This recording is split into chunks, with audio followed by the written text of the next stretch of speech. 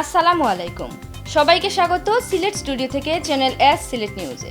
সঙ্গে আছি সেগুপ্তা জাহান রাইজা। শুরুতেই থাকছে শিরোনাম। দীর্ঘ চিকিৎসা শেষে প্রায় 4 মাস পর বাড়িতে ফিরলেন কলেজ ছাত্রী খাদিজা। জাতীয় দলের ক্রিকেটারদের অংশগ্রহণ এবং কয়েক হাজার দর্শকের উপস্থিতিতে বিয়ানীবাজারের ক্রিকেট ইতিহাসের সেরা টুর্নামেন্ট বিসিএল এ নবদূত ক্রীড়াচক্র চ্যাম্পিয়ন। সুবিধাবঞ্চিত মানুষদেরকে 29টি ঘর নির্মাণ করে দেওয়ার পাশাপাশি 110টি সেলাই মেশিন, 65টি রিকশাসহ স্যানিটেশন সামগ্রী ও টিউবওয়েল প্রদান করেছে ক্যাপ ফাউন্ডেশন ইউকে। এবং মাঠে গড়ালো মাহা প্রথম প্রিমিয়ার ডিভিশন ফুটবল লিগ আয়োজন করায় আনন্দিত দর্শক, ফুটবলার ও ক্লাব কর্মকর্তারা।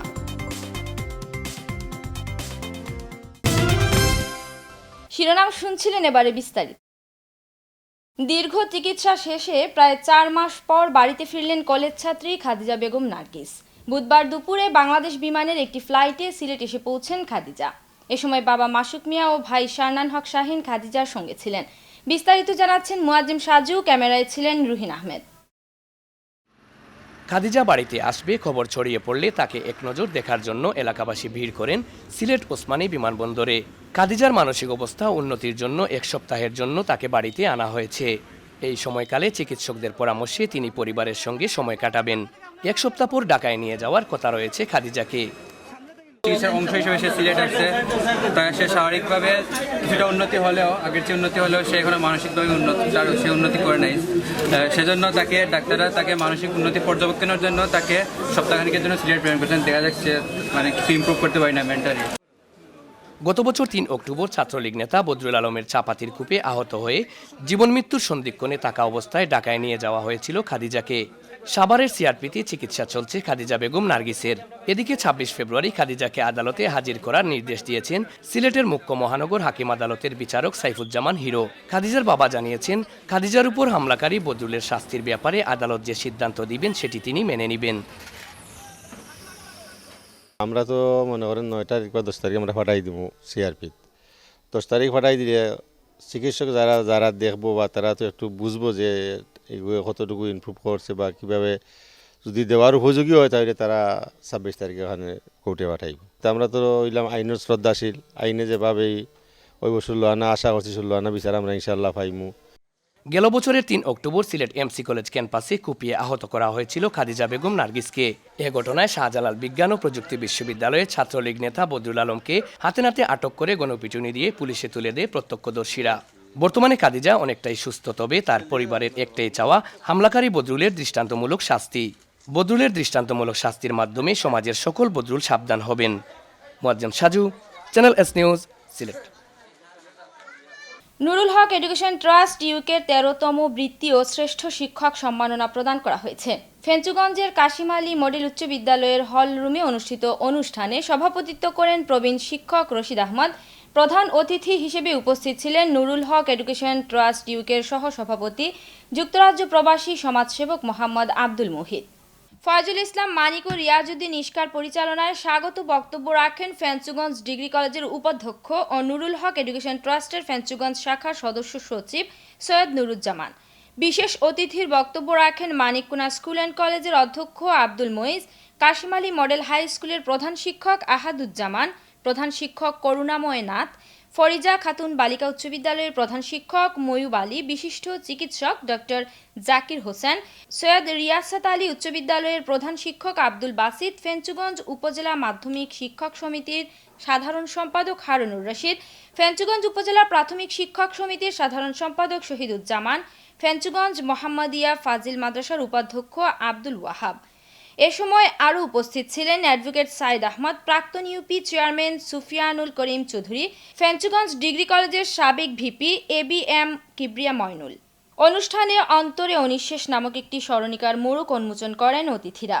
এবছর উপজেলার 23টি শিক্ষা প্রতিষ্ঠানের 111 জন শিক্ষার্থীকে শ্রী অনুকূলচন্দ্র দাস বাটুলবাবু স্মৃতি বৃত্তি ও 7 জন শিক্ষককে উপজেলার শ্রেষ্ঠ শিক্ষক সম্মাননা প্রদান করা হয়। এছাড়াও লিডিং ইউনিভার্সিটির ছাত্রী শাহেদা সুলতানাকে 25,000 টাকার শিক্ষা অনুদান প্রদান করা হয়। ছাতকের সিংচাপই ইউনিয়নের সমতা স্কুল অ্যান্ড কলেজের যুক্তরাজ্য প্রবাসীদের অর্থায়নে ল্যাপটপ, নগদ অর্থ ও বার্ষিক ক্রীড়া প্রতিযোগিতার পুরস্কার বিতরণী আলোচনা সভা ও সাংস্কৃতিক অনুষ্ঠান সম্পন্ন হয়েছে। 3 দিনব্যাপী ক্রীড়া প্রতিযোগিতার সমাপনী দিন রোববার ছাত্রছাত্রী, শিক্ষকবৃন্দ ও পরিচালনা কমিটির যৌথ উদ্যোগে এই অনুষ্ঠানের আয়োজন করা হয়। স্কুলের সহকারী প্রধান শিক্ষক মোহাম্মদ নাসির উদ্দিনের সভাপতিত্বে অনুষ্ঠানে প্রধান অতিথির বক্তব্যে chief charity coordinator greater Sylhet council ইউকের মোহাম্মদ মনসুর আলী জেপি বলেন, আগামী প্রজন্মকে আধুনিক ও তথ্য প্রযুক্তি নির্ভর শিক্ষাদানের উৎসাহ প্রদানের জন্য এই ল্যাপটপগুলো প্রদান করা হয়। সিনিয়র শিক্ষক সালাউদ্দিন আহমদের পরিচালনায় বিশেষ অতিথির বক্তব্য রাখেন বিদ্যালয় পরিচালনা কমিটির সভাপতি মোহাম্মদ ফারুক মিয়া, যুক্তরাজ্য প্রবাসী আনসারুল ইসলাম, যুক্তরাজ্য প্রবাসী জমিরুল হক জমির, ইংরেজি শিক্ষক নাজিম উদ্দিন ও প্রাক্তন ছাত্র আকমল হোসেন। সমতা স্কুল অ্যান্ড কলেজের প্রতিষ্ঠাকালীন শিক্ষকতা সহ স্কুলের সার্বিক উন্নয়নে বিশেষ অবদান রাখার স্বীকৃতিস্বরূপ স্কুলের পক্ষ থেকে অনুষ্ঠানে যুক্তরাজ্য প্রবাসী মোহাম্মদ মনসুর আলী জেপিকে সম্মাননা স্মারক প্রদান করা হয়।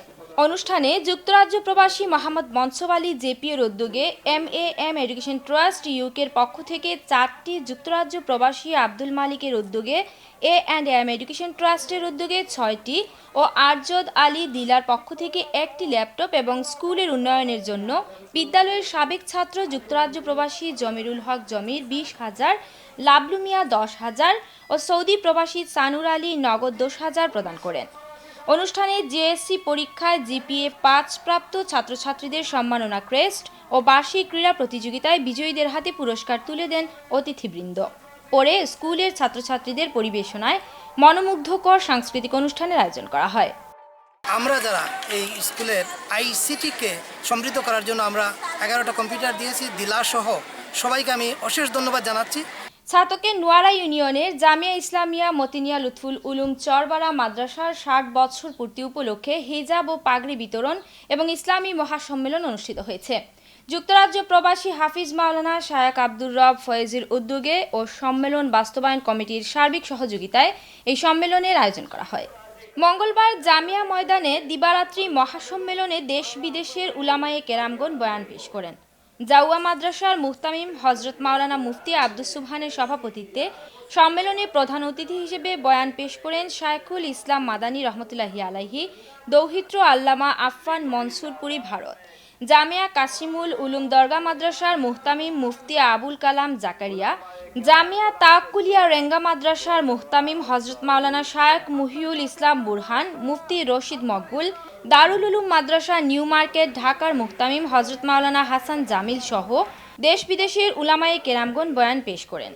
সম্মেলনে হাফিজ মাওলানা শায়েখ আব্দুর রব ফয়েজি সহ মাওলানা ও হাফিজদের পাগড়ি পরিয়ে এবং মহিলা আলিমা ও হাফিজাদের অভিভাবকদের হিজাব তুলে দেন অতিথিবৃন্দ। পরে মাদ্রাসার বার্ষিক আয় ব্যয়ের হিসাব পড়িয়ে শোনান হাফিজ মাওলানা শায়েখ আব্দুর রব ফয়েজি। আমরা চাই এই মাদ্রাসায় প্রতি বছর এইভাবে সম্মেলন সংগঠিত হোক।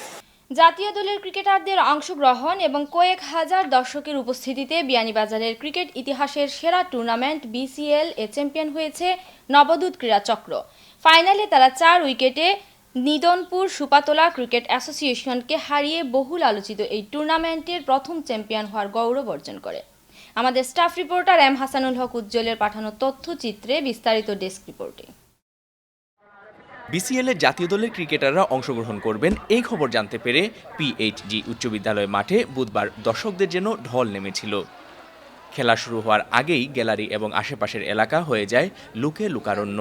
জাতীয় দল এবং ঢাকার মাঠ কাঁপানো ক্রিকেটার হিসেবে 2 দলে পারফর্ম করেন জিয়াউর রহমান জিয়া, রনি তালুকদার, মিথুন আলী, নাবিল সহ আরও অনেকেই।